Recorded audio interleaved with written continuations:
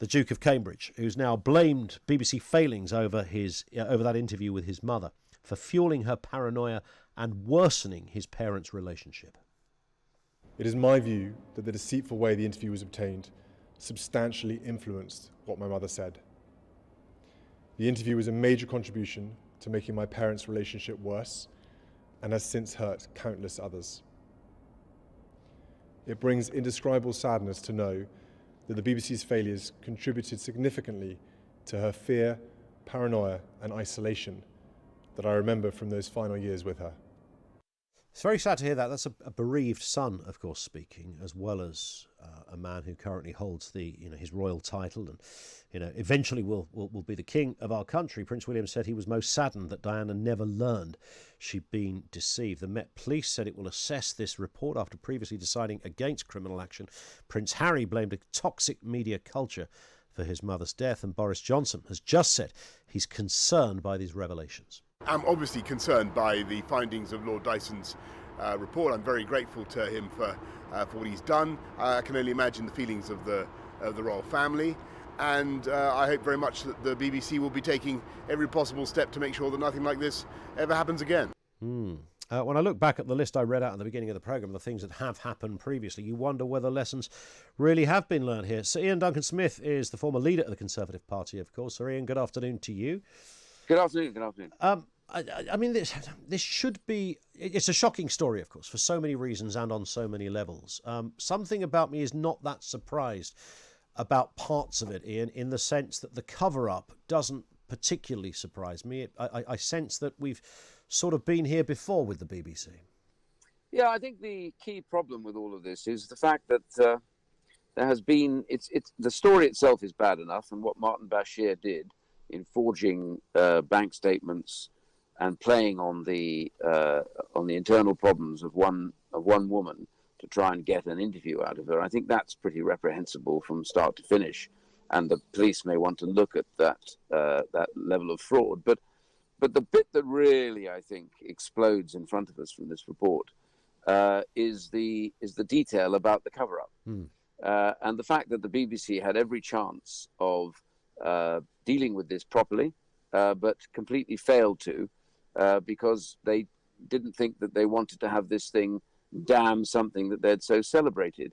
So you've got 5 men, I call them 5 guilty men and 1 guilty woman, who across the board tried to play this down and didn't release all the evidence that was necessary to be released. And that, I think, is the problem. And then Martin Bashir's ghastly statement that he put out, basically saying he didn't think he'd done anything wrong except the mistake of fraudulently creating bank statements, trying to tell then Princess Diana that MI5 and those near her and the family that she's part of were all spying on her. Yeah, an already vulnerable woman as well. Completely outrageous, and I think that's what was so moving yesterday about Prince William's statement is, number one, perhaps unlike his brother, he hasn't really spoken about this. He's kept it, very quiet and dealt with it.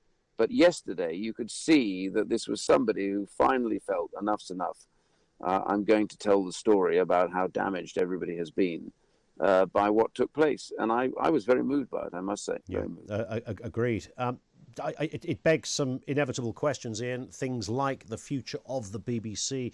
How much do we trust it? In what form do you visualise the BBC taking? This one, of course, crosses the Culture Secretary's desk every few years, perhaps never more so than now, where there is a real focus on what's going to happen to that charter renewal or the next charter renewal, and its place in the market. I mean, we can talk about multi-platform TV, and it obviously suffers as a result of Netflix and Amazon and goodness knows what else. But there's something else there, isn't there? The state-fundedness of this outfit. How does that go forward? Well, it may be too easy to jump to conclusions, and I think there needs to be a very clear study of what went wrong, and to understand how endemic this is in the BBC. There is a culture, I think, of what I would call fort BBC, where once you're in the Beeb, you're protected, and you don't suffer the same kind of processes that many journalists do in newspapers, etc.